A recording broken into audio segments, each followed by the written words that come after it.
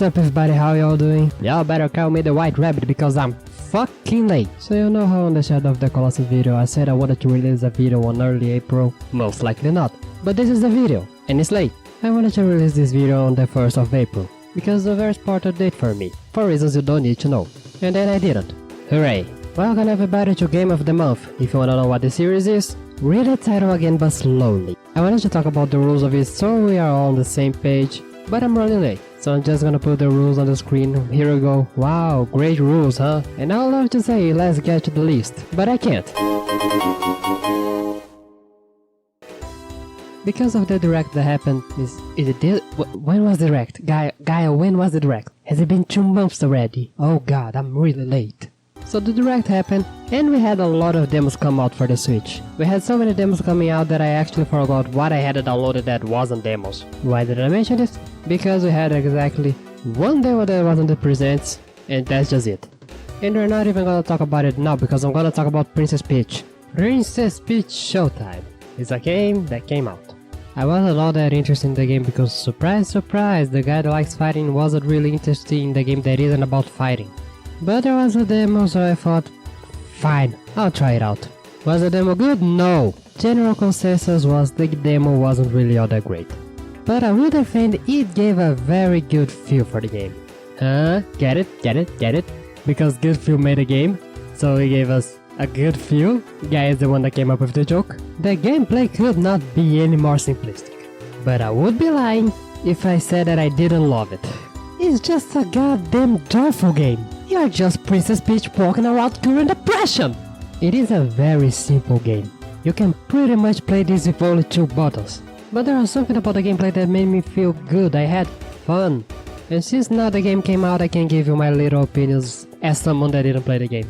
You can do a lot more of this concept than what you have, but it's fine. I also really like how this is pretty much a Mario spin-off that isn't a platformer at all. Kinda like Luigi's Mansion, I think Nintendo should do more of this. I don't wanna waste too much time on this next show, so I'll just say Sonic Frontiers has a demo, I forgot about that, and it works, and that shocked me. Frontiers on the Switch is pretty much the same thing as Frontiers as a concept. Oh my god, this thing works! It's not perfect, but just the fact that it works is good enough for me. Pocket Card Jockey is the best thing Game Freak has ever made. You play Solitaire, and then you have a horse race on top of that. I really like Solitaire, and the only time I cared about horse racing was watching Uma Musume, so I'm just as shocked as you to say, wow, I like this. Never in my life I thought this would be a combination, but it is and it's surprising that it works. Okay, now we can get to the list. Every once in a while, you might look into the horizon and think, I wanna play a chaotic racing game. And so the Cosmos give you 2 options. You wanna play F-Zero or do you wanna play Mario Kart? Yeah, I'm gonna break the rules for this one. It's okay, I can do that. I'm very handsome. To me it just didn't make sense to have 2 different spots to talk about 2 different racing games, especially if they are both by Nintendo. And after that, I couldn't decide which one I wanted to talk about, so I'm going to talk about the both of them. Let's start this with F-Zero. F-Zero is hard! And that's what makes it fun! F-Zero is an incredibly fast racing game. Many times during the races I thought, wait, what was that? Oh wait, it's gone. Personally, I love speed, so I like it. And it also turns on the try-hard part of my brain, because this game is hard. You need to really know what the fuck you're doing to not explode. Your car has a health bar. This should tell you enough. The only F-Zero games I have experience with is the original and this one. GX is great. I like the original, but I also really like GX. I'll also say the classic thing Nintendo fans like to say, remaster this game, don't tell anyone this. But I kinda agree with Nintendo that I don't really know what a new F-Zero could do, and F-Zero GX is already good enough, so just remaster this one. Or fucking make a new one as well, I don't care, F-Zero would be cool to have back. On the other hand, we have Mario Kart, a game that was created with the intention of being a casual alternative to F-Zero. And then Double Dash said no, go fuck yourself. People point fingers at Mario Kart Wii for being chaotic, but that's stuff that started with Double Dash. The immediate thing everyone thinks about when talking about Double Dash is the 2 characters on a kart thing. And that's fun, my scaly ass got to play as 2 whole lizards. But to be fair, it doesn't really matter much. I mean, it matters, but it don't. If I wanted to, this video could be 20 minutes of me talking about Double Dash. But the double character mechanic is fun, but I don't know, it exists on the limbo of, oh, this is fun, but this isn't really doing much. I mean, it does things, but it doesn't do, oh my god, this completely changed the game. It's just, oh nice, a cute gimmick. What really sells Double Dash is the gameplay. At least to me, Double Dash plays completely different from any Mario Kart prior or after. And that's a good thing. Double Dash feels very unique even to this day. Honestly, the two of these, great racing games. I finally finished Pokemon Black 2. Hooray! I mean, I kinda didn't, because what I did finish was a randomized Nuzlocke Soul Link of the game. And speaking of this Soul Link, yes, there is a lot of stories I can tell you, not only about this Soul Link, but many others of the Soul Links I did in the past. For example, why was my rival named Anatomy? I had a Rayquaza with outrage that I barely used it. His name was George. My Giratina died because someone lost a Deoxys. We lost our third Electivire. So far we had 3 Electivires dying on us.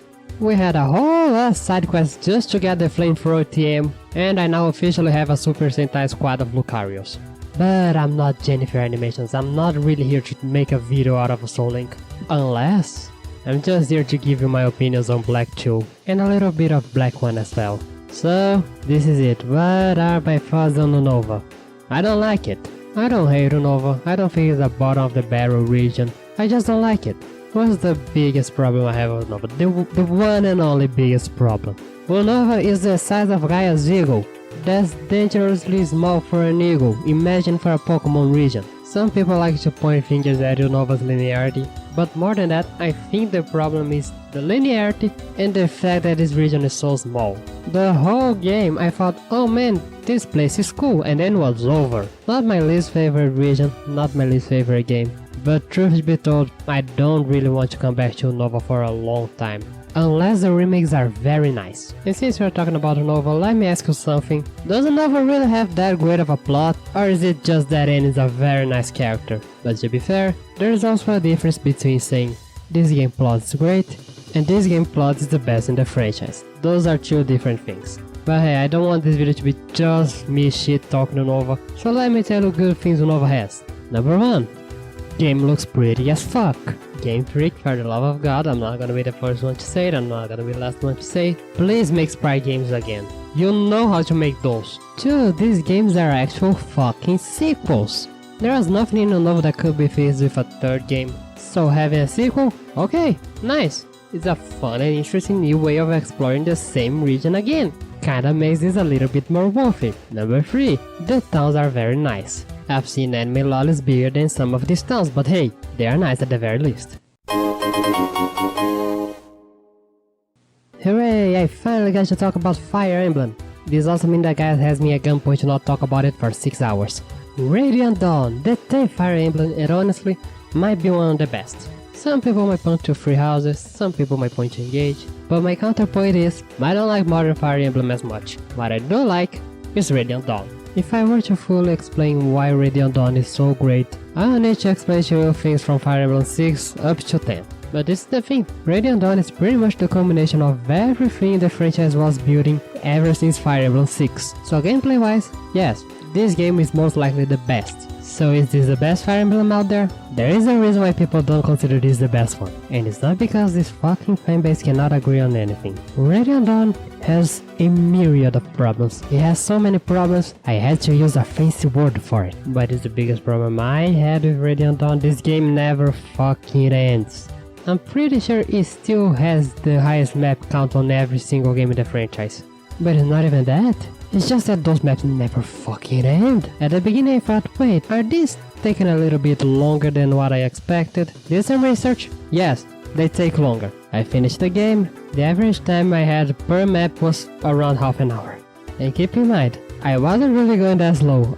I was pretty much within the expected, and it still took me more than half an hour to beat most maps. When talking about Radiant Dawn problems, a lot of people will mention the difficulty. Compared to any other normal Fire Emblem, yeah, Radiant Dawn is harder.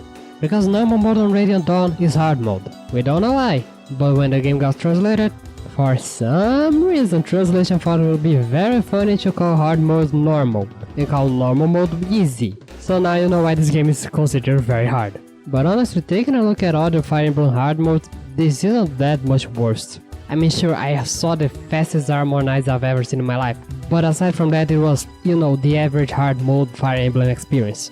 But honestly, I think this game is great. The animations are great, like really great. Were not for the fact that it takes so long, I'll leave them on no problem. They are great. The maps are great. I mean, sure, sometimes you have some bullshit maps, but overall, I think they are great. Might take a whole hour to finish some of them, but they are great. And just in general, the whole game is very nice, is very well thought out, aside from some things. It's great, it's again the pinnacle of Fire Emblem. And you can use T-Bar from more than one map. Take a look at this bird. This might be the best Fire Emblem just because you can use T-Bar like semi-constantly. This is one of the games that made me start this series, because I just thought, okay, I really want to talk about Radiant Dawn. I need to talk about Radiant Dawn somehow. And speaking of games that made me create this series, so here's the thing, I am a Sonic fan. Am I the greatest Sonic fan out there? No. But I still think I am a good enough Sonic fan. Such a Sonic fan that I was considering double dipping on Sonic Mania just to have it on the Switch. Oh, you so like Sonic so much, is that why you wanted to play Freedom Planet? Oh yeah, sure, let's go with that one. Freedom Planet started life off as a Sonic fan game. Later on, it got turned into its own thing, a tale as old as time. And what are my thoughts on it? Well, the same thoughts I have about Desert Striker. I love this series, I love the series that inspired this series, and I'm gonna put them together because I don't wanna pick which one I like more. I can't say I loved Freedom Planet at first sight. Oh wait, no, yes I can. Lilac is one of the first things you see when you boot up the game. So it's like, almost at first sight. But I had a little bit of a learning period of Freedom Planet because it looks like Sonic, but it isn't Sonic. And so I needed to adapt my Sonic to play this new Sonic that wasn't Sonic.